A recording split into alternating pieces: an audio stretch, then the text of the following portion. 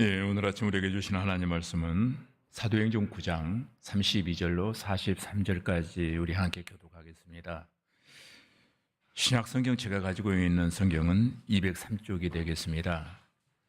사도행전 9장 32절로 43절입니다.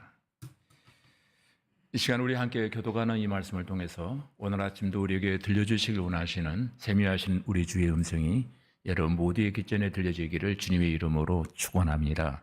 32절입니다. 그때 베드로가 사방으로 두루 다니다가 누다에 사는 성도들에게로 내려갔더니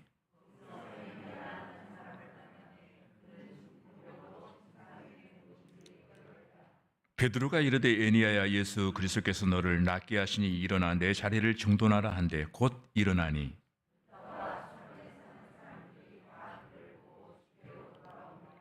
요바에 다비다라 하는 여제자가 있으니 그 이름을 번영하면 도루가라. 선행과 구제하는 일이 심히 많더니 누다가 요바에서 가까운지라 제자들이 베드로가 거기 있음을 듣고 두 사람을 보내어 지치 말고 와달라고 간청하여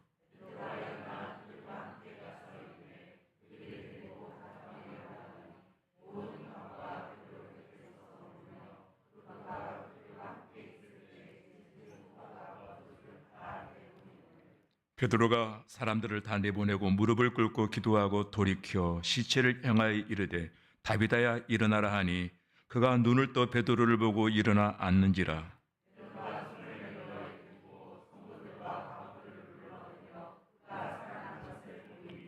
온 유파 사람이 알고 많은 사람이 주를 믿더라.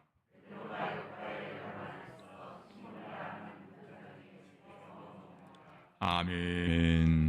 기도드리겠습니다.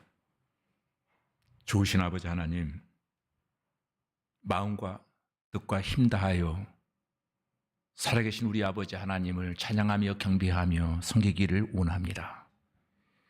이 시간도 드려진 우리 예배를 통해 하나님의 귀한 사랑과 섭리를 깨달아 알게 하시고 선포되어지는 말씀을 통해 성령의 임재를 통해 역사하시는 하나님을 만나게 하여 주시옵소서. 그리하여 독수리 날개치며 올라간 같은 새 힘을 얻는 귀한 시간 되어지기를 원합니다. 이 시간 우리와 함께 있지 못하고 군대 객지 애국 병상에 있는 사랑하는 교우들을 주님 기억하여 주시고 또는 곳곳에서 비대면으로 영상으로 예배하기를 원하는 사랑하는 교우들 그 자리에도 하나님 역사하여 주시어 은혜와 평강이 넘쳐나기를 원합니다. 이제 여기 만삭되어 나지 못한 어린 종이 하나님의 말씀을 강론하기를 원하오니 주여 선포되어지는 말씀을 통해서 치유의 권능이 일어나게 하시고 또한 우리 아픈 상처는 하나님의 만져주심을 체험하게 하여 주시고 어떤 형편 어떤 처지 가운데 이 자리에 나왔을지라도 성년들만 맞고 돌아가는 자들이 아니오라 살아계신 우리 주 예수 그리스도를 만나고 기쁨 가운데 찬양하며 경배하며 이 자리를 떠나가는 귀한 역사 임하게 하여 주시옵소서. 예수님 이름으로 기도하옵나이다. 아멘. 할렐루야. 오늘도 예배당에 나오신 여러분 모두에게 은혜와 평강이 넘쳐나기를 주님의 이름으로 축원합니다. 우리 모처럼 옆에 계신 분과 한번 인사하겠습니다.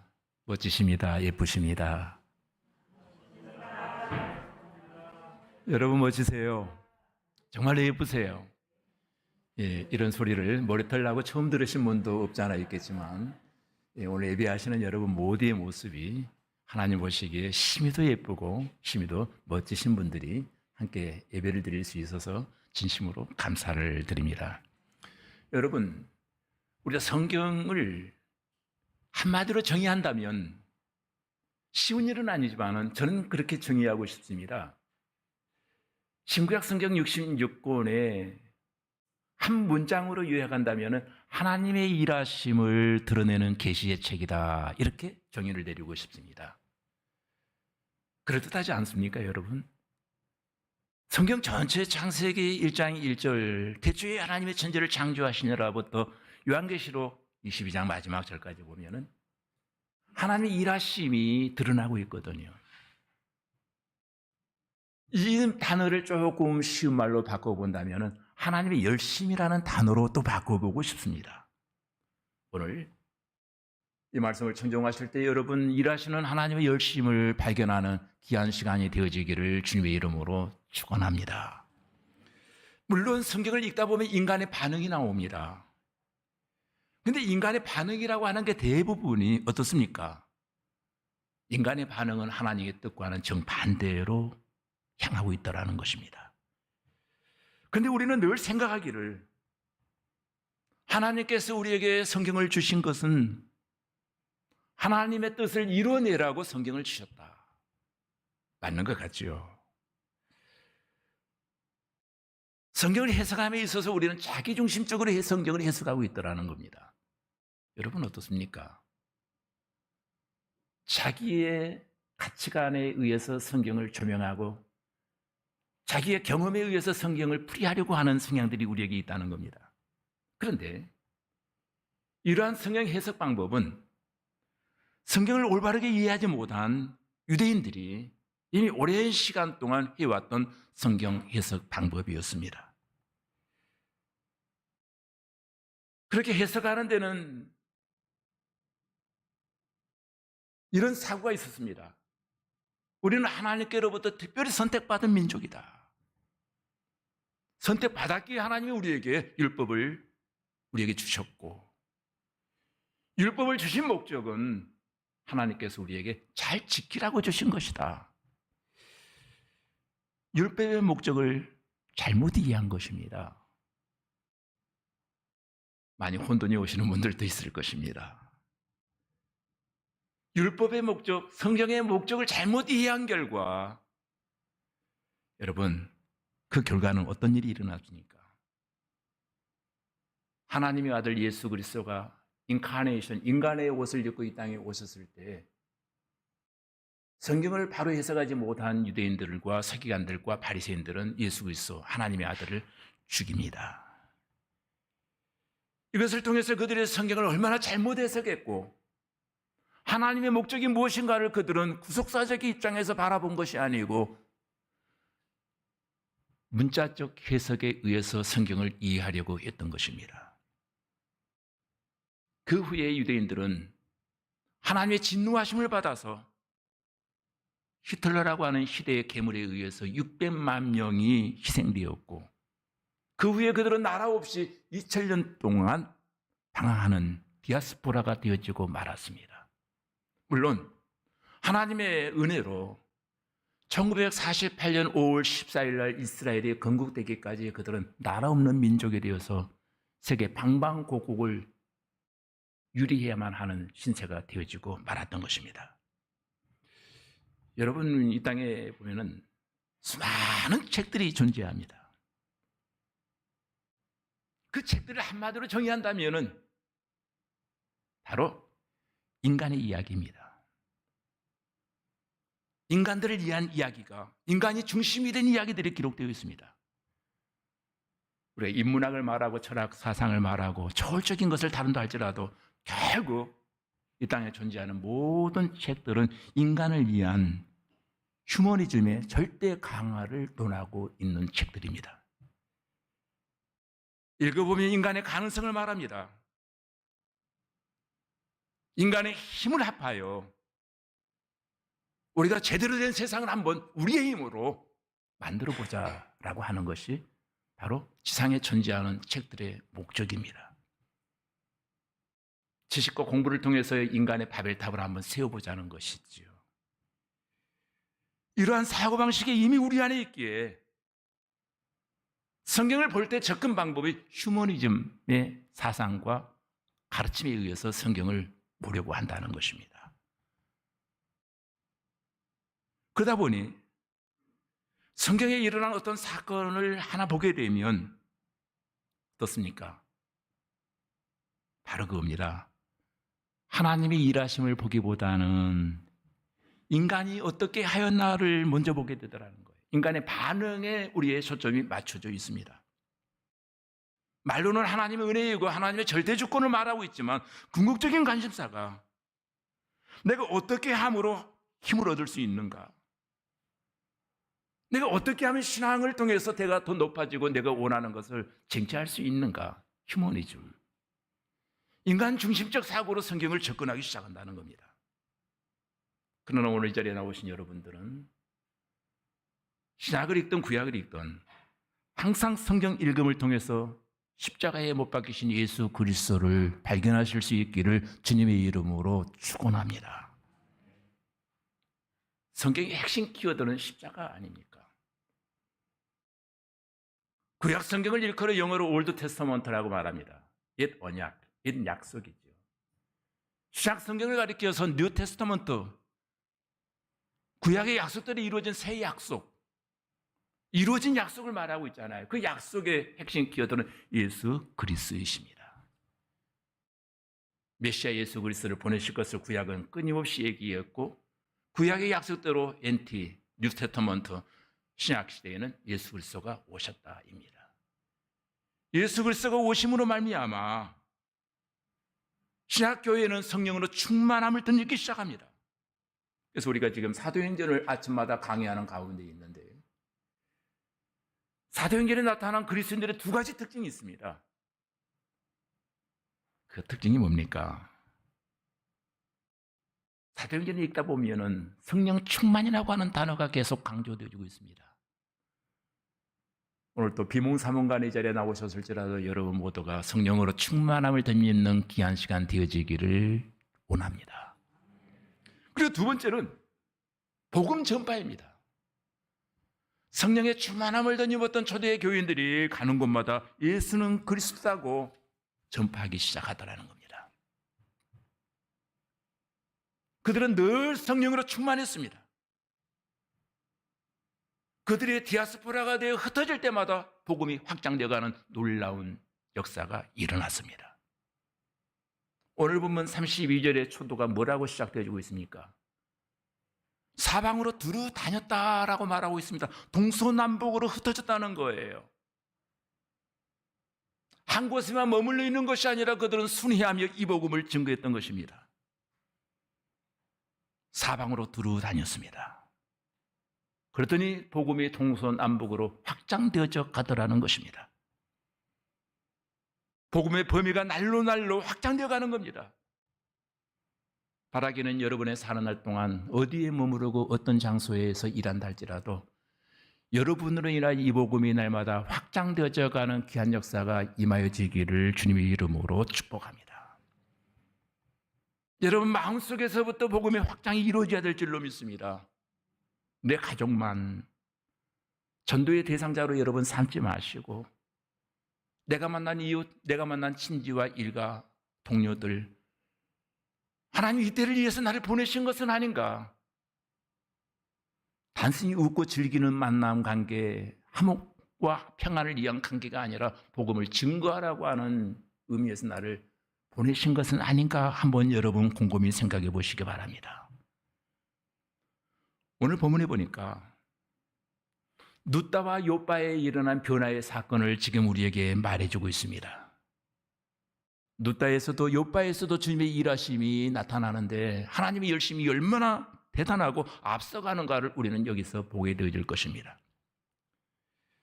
여러분, 복음의 확장 사역을 우리가 두 가지로 한번 정리해 볼 수 있을 것입니다. 첫째는 지금의 복음, 예루살렘을 중심으로 했던 복음이 이방을 향해서 지금 퍼져나가고 있더라는 것입니다. 우리가 생각하는 이방을 향해서 복음이 퍼져나가고 있다라고 하는 것은 대수롭지 않게 우리는 이해하고 접근할 수 있을 것입니다. 그러나 정통 유대인의 관점에서 이 사건을 바라본다면 이해할 수 없는 사건이었습니다. 복음은 우리의 소유물이고 우리 민족만 구원받아야 되는데 어떻게 해서 예루살렘을 떠나 이 복음이 유대의 경계를 넘어서서 이방으로 향할 수 있다는 말인가? 유대인들의 사상으로는, 가치관으로는 도저히 확장되어가는 복음을 막을 수도 없었지만 이해할 수도 없었습니다. 왜냐하면 어떻게 이방인들이 하나님을 믿는다는 말인가? 우리 민족만 하나님을 믿어야 되는데, 근데 이 복음이 예루살렘과 유대와 다메섹으로 계속 퍼져나가는 거죠. 드디어 룻다와 욥바에까지 복음이 이르는 것입니다. 그리고 또 하나 중요한 것은 복음 전파의 주역은 성령 하나님이시다는 것입니다. 베드로와 사울이, 빌립이 열심히 복음을 전했지만 그들은 하나님께서 사용하시는 도구에 불과했던 것입니다. 우리가 신앙생활하면서 이 점을 명심해야 됩니다. 하나님 사역의 중심은 성령 하나님이시요 예수 그리스도이십니다. 저와 여러분은 한 시대에 그 시점에서 쓰임받는 도구일 뿐이에요. 그 기간 동안 우리가 존재할 때 내게 맡겨주신 사명이 분명히 있습니다. 우리는 그 역할에만 충성하면 하나님께서 기대하시는 멋진 복음의 드라마를 우리는 써낼 수 있을 것입니다. 이런 시각으로 다음 본문 내용을 한번 우리 같이 읽어보겠습니다. 32절로 35절까지 우리 한 목소리로 같이 읽겠습니다. 시작. 그때 베드로가 사방으로 두루 다니다가 루다에 사는 성도들에게 내려갔더니 에니아라는 사람을 만나매 그는 중풍병으로 침상 위에 누운 지 8해라. 베드로가 이르되 에니아야 예수 그리스도께서 너를 낫게 하시니 일어나 내 자리를 정돈하라 한데 곧 일어나니 루다와 샤론에 사는 사람들이 다 그를 보고 주께로 돌아오니라. 아멘. 32절에 보면은 그때라고 하는 단어가 나오는데 그때의 의미는 뭔가 하면은 31절을 염두에 두고 이 그때라고 하는 단어를 해석해야 할 것입니다. 사도행전 9장 31절에 보면은 온 유대와 갈릴리와 사마리아 교회가 평안하여 든든히 세워져 가고 주를 경외하여 성령의 이로로 진행하여 수가 더 많아지더라라고 하는 내용이 나옵니다. 무슨 말인가 하면은 외부적으로는 교회를 향한 엄청난 박해가 물밀듯이 오고 있음에도 불구하고 성령께서 사역하시는 교회는 날로 부흥하고 창성해져 가고 사람들이 더 많아지더라는 거예요. 그때라는 말이 바로 31절을 염두에 두고 그때라고 하는 단어를 쓰고 있습니다. 그때에 어떤 일이 일어났습니까? 사울의 핍박, 다메섹에서 예수 그리스도를 만납니다. 사울이 예수 그리스도를 만난 이후에 바울의 삶의 가치관이 100% 전환되어서 예수는 그리스도라고 복음을 증거하는 사역자가 되어집니다.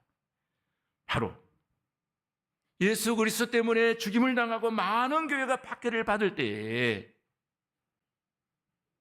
사람들은 흩어져 도망가고 있는 그 시점에 교회는 날로 부흥하고 발전되어져 가더라는 것입니다. 여러분, 그때 사람들은 사울을 죽이려고 여전히 혈안이 되어 있었습니다. 그럼에도 불구하고 교회는 평안하여 든든히 세워져 가고 있더라는 것입니다. 오늘 주를 경외함으로 말미암아 세상의 어떤 풍파와 환란에도 여러분 흔들리지 아니하고 평안하여 든든히 세워져 가는 귀한 기둥 같은 인물들이 되어지기를 주님의 이름으로 축복합니다. 32절 말씀해 보니까 그때 베드로가 사방으로 두루다니다가 루다에 사는 성도에게로 내려갔더니 뭐 하려고 두루다녔을까요? 맛집 박람을 했을까요? 관광을 하기 위해서 두루다녔을까요? 한 사람에게라도 더 복음을 증거하고 싶어서 그는 두루다녔다는 것입니다. 때마침 하나님께서 예비하신 한 사람을 만납니다. 가다 보니 루다에까지 도달한 것입니다. 그런데 하나님께서 루다로 인도하신 이유가 있었어요. 중풍병으로 오랫동안 고통당하는 한 여인을 하나님께서는 만나게 하시려고 베드로를 그곳으로 인도하신 것입니다. 그럼 이 루다라고 하는 지역이 어디입니까? 예루살렘 지역 지중해 바다 쪽으로 가는 길이었습니다. 예루살렘 상당히 먼 거리예요. 소위 말하면 예루살렘의 변방 도시였습니다. 요빠는 지중해 바다 항구입니다. 근데 가보았더니 벌써 그곳에 하나님이 일하셔서 하나님이 열심히 그곳에 예수 그리스도를 영접하고 신앙생활하는 사람들이 많이 있더라는 것입니다. 이미 그곳에 성도들이 존재하고 있더라는 거예요. 그럼 베드로가 그곳에 할 수 있는 일이 무엇입니까? 복음을 증거하는 일이었습니다. 여러분 33절로 34절에 이렇게 말합니다. 거기서 에니야라 하는 사람을 만나며 그는 중풍병으로 침상에 누운 지 8배라. 베드로가 이르되 에니야야, 예수 그리스도께서 너를 낫게 하시니 일어나 내 자리를 정돈하라 한데 곧 일어나니 있습니다. 이제 이유를 알 것 같습니다. 사방으로 두루다니던 베드로를 누 따로 인도하신 하나님은 오랫동안 중풍병으로 고통당하는 한 여인을 건강케 하시려고 하나님이 그곳으로 인도하신 것입니다. 그 여인을 만나자 베드로가 뭐라고 말합니까? 예수 그리스도께서 너를 낫게 하시니 일어나 내 자리를 정돈하라. 그랬더니 에니야가 기다렸다는 듯이 마치 전보가 오기를, 이 소식이 들려주기를 기다린 여인처럼 곧바로 일어나고 있습니다. 중요한 것은 베드로가 일으켜 세운 것이 아니라 누가? 예수 그리스도께서 일으켜 세우신 줄로 믿습니다. 근데 베드로는 마치 남의 일을 전달하는 사람처럼 지금 말하고 있습니다. 예수 그리스도, 그가 너를 낫게 하신다. 그 여인에게 말할 때 어떤 조건도 말하지 않습니다. 사이비 종교 지도자라면 헌금을 많이 하면 너 낫게 해줄 거야. 너 새벽기도 일주일만 나와봐. 아마 저라면 또 그렇게 했을지도 몰라요. 근데 아무런 조건도 달지 아니하고 베드로는 말합니다. 전달받은 그 메시지 그대로 예수 그리스도께서 너를 낫게 하신다. 그러니 빨리 침상을 정돈하고 일어나라. 이 사건으로 말미암아 일종의 표적이었죠. 많은 사람들이 죽기로 돌아옵니다. 베드로에게로 몰려온 것이 아니라 죽기로 돌아왔다는 사실입니다. 베드로는 자기의 제자를 삼으려고 하는 것이 아니라 예수 그리스도께로 접목시켜주는 역할을 지금 하고 있습니다. 저와 여러분은 이 사도행전을 읽으면서 몇 가지 주목해 봐야 될 말씀이 있습니다. 에니야를 낫게 하신 분은 베드로가 아니라 예수 그리스도이십니다. 혹이라도 오해할까 봐 베드로는 말합니다. 뭐라고? 에니야야, 누가 낫게 하신다고요? 예수 그리스도께서 너를 낫게 하시니.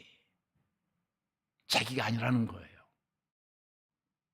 이 사건의 핵심은 내가 아니라는 겁니다. 에니야는 하나님의 음성을 들었는지 또는 환상을 보았는지 모릅니다. 분명한 것은 베드로가 에니야를 보는 순간 베드로의 마음속에 확신이 왔던 것 같아요. 예수 그리스도께서 너를 낫게 하신다.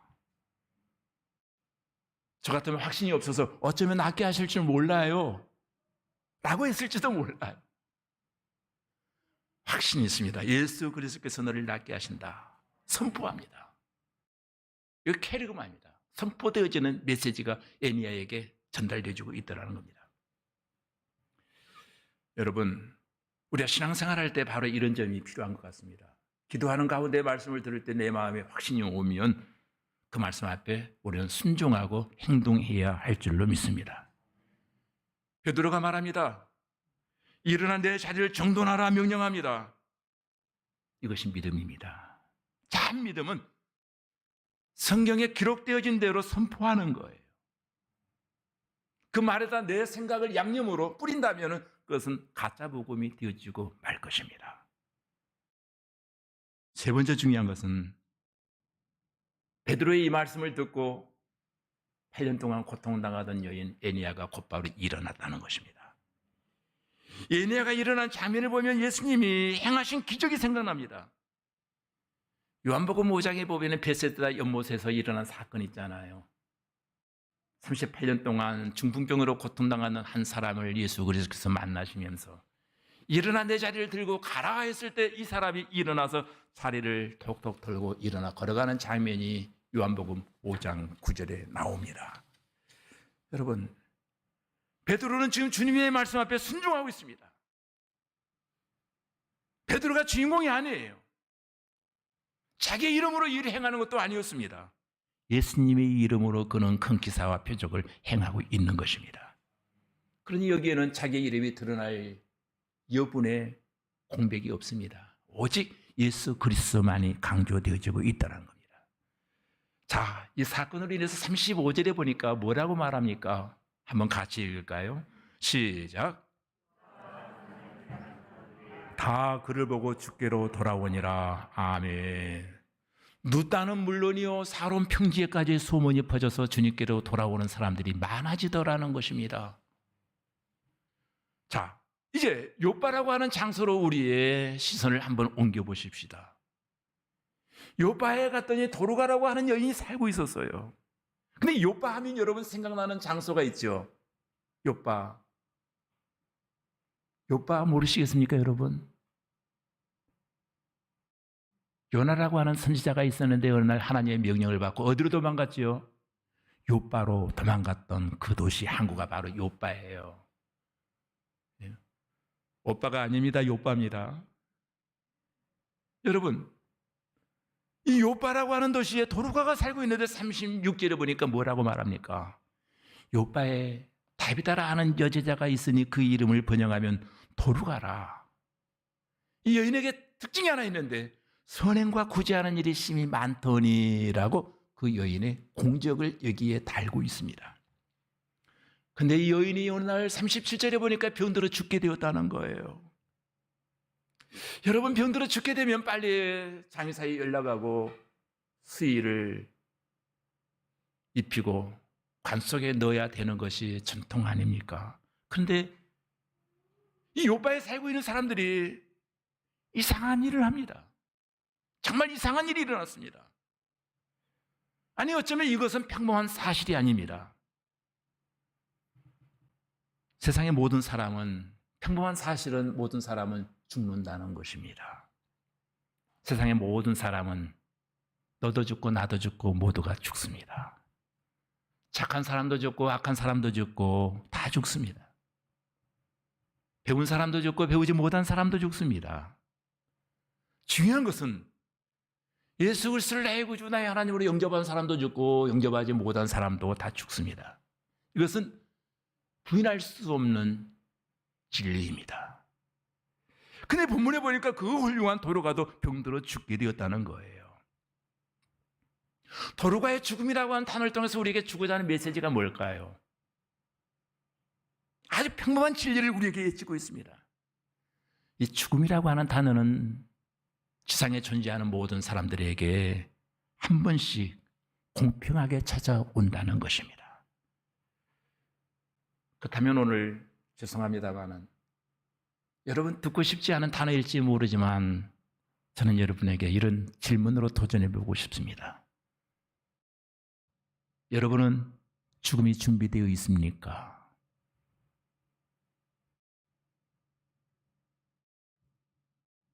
갑자기 어느 날 죽음이 찾아온다면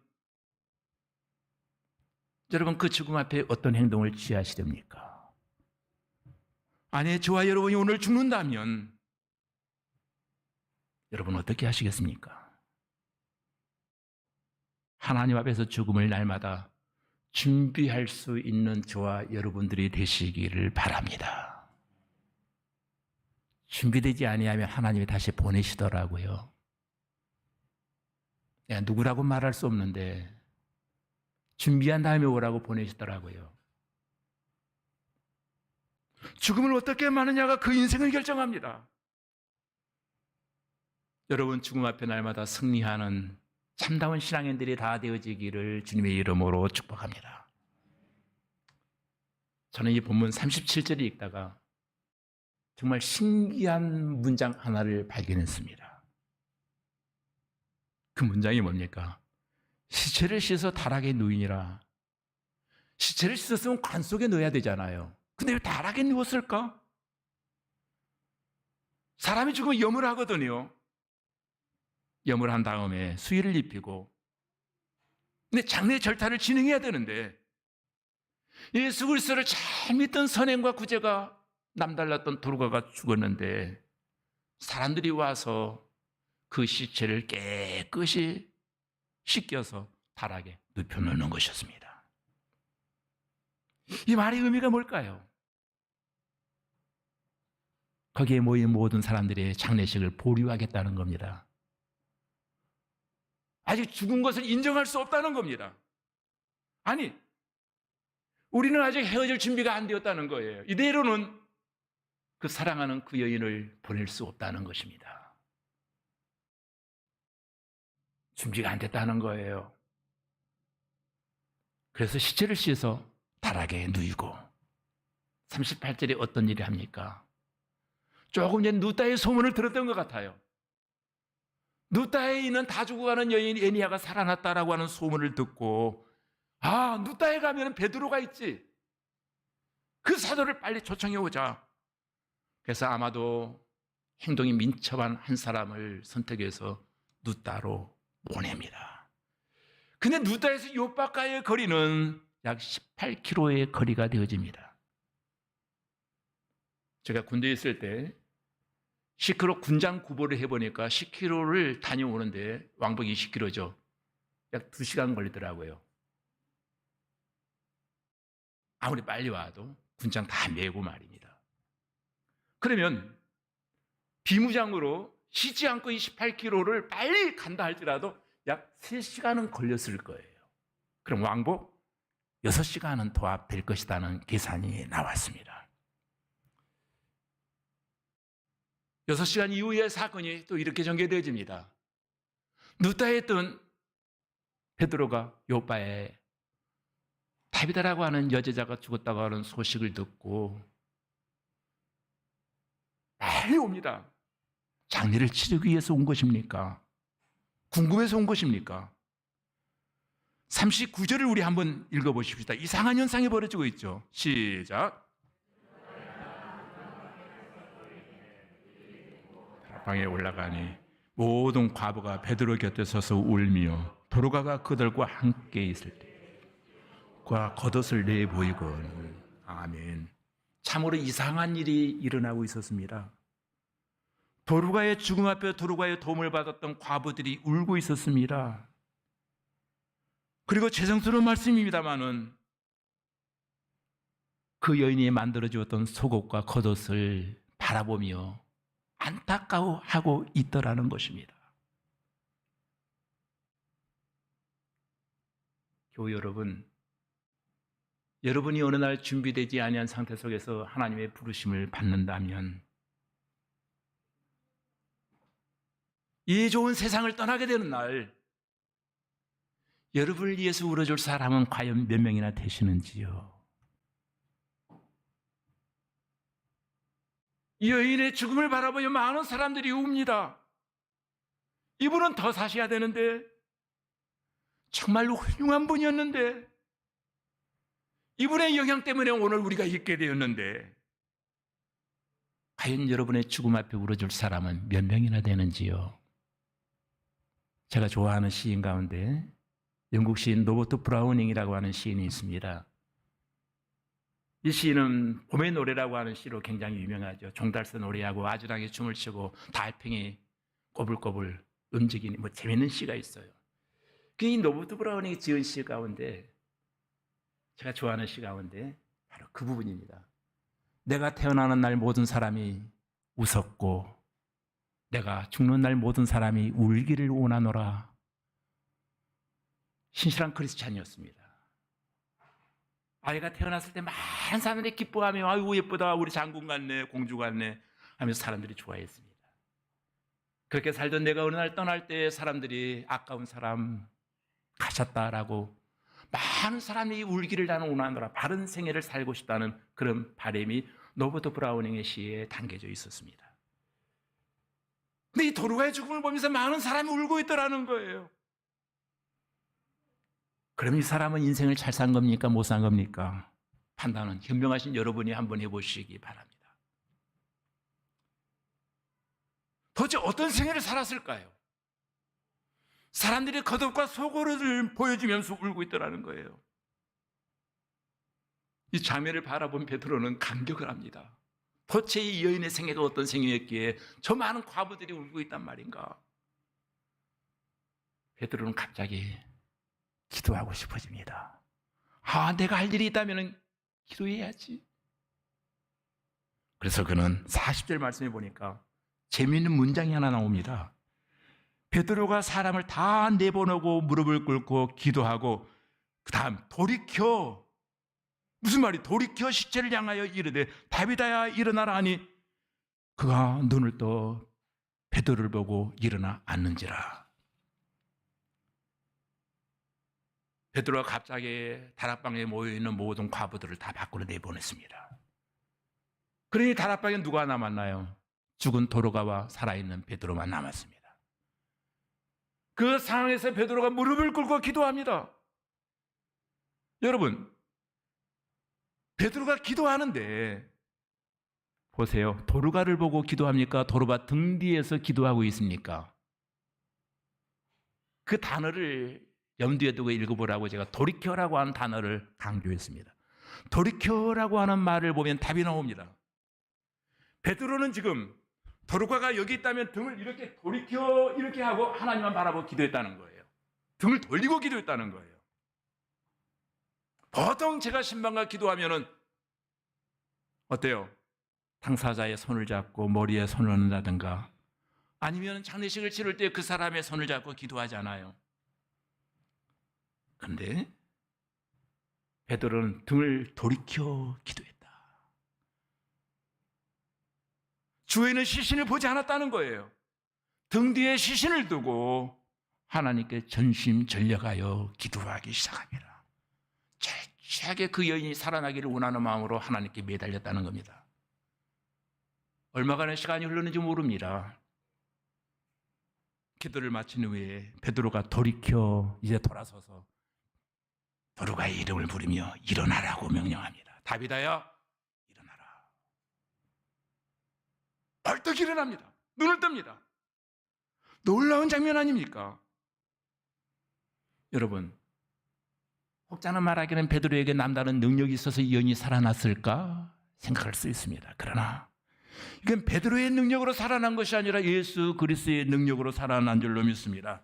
단지 베드로는 그 순간 도르가를 위해서 사용되지는 하나님의 도구에 불과했다는 것입니다. 하나님의 도구로 쓰임받는 우리는 자랑할 것이 하나도 없어요. 오직 우리의 자랑거리가 있다면 십자가에 못 박히신 예수 그리스도 그분만 자랑해야 될 줄로 믿습니다. 결론입니다. 누다의 사건과 욥바의 사건을 통해서 성경이 보여주는 메시지가 뭡니까? 누다의 사건을 통해서 35절은 이렇게 말합니다. 누다와 사론에 사는 사람들이 다 그를 보고 죽게 돌아오니라. 전도의 극대화. 또 욥바의 사건을 통해서 42절은 이렇게 말합니다. 욥바의 사람이 알고 많은 사람이 주를 믿더라. 아멘. 주님의 품으로 돌아왔다는 겁니다. 이제 사도행전 9장 마지막 부분의 설교, 강의 설교를 오늘 마치려고 합니다. 내 믿음이, 내 행위가, 내 사역이 일종의 우상이 되어지면 안 된다는 것입니다. 우리는 내 믿음, 내 능력을 보여주는 것이 아니라 내 생애를 통해서 예수 그리스도를 보여줄 수 있기를 바랍니다. 오늘 이 시간 사람만 만나고 돌아가는 것이 아니라 나를 위하여 십자가에 못 박히신 예수 그리스도를 만나는 시간이 되어지고 살아계신 우리 주 예수 그리스도를 만남으로 말미암아 오늘도 나를 향하여 일하고 계시는 하나님을 느낄 수 있는 저와 여러분 모두가 되어지기를 주님의 이름으로 축복합니다. 기도하시겠습니다. 주님, 이 시간도 드려지는 우리의 예배를 통하여 일하시는 하나님의 열심, 생명의 주님을 만나비 없는 은혜의 시간이 되어지기를 원합니다. 이제부터 무엇을 하든 우리의 삶을 통하여 주님만 증거되어지기를 원합니다. 우리의 남은 생애가 얼마 이런지 알지 못하지만 예수는 그리스도다고 담대히 증거할 수 있는 담력 그것 주시옵소서. 예수님 이름으로 기도하옵나이다. 아멘.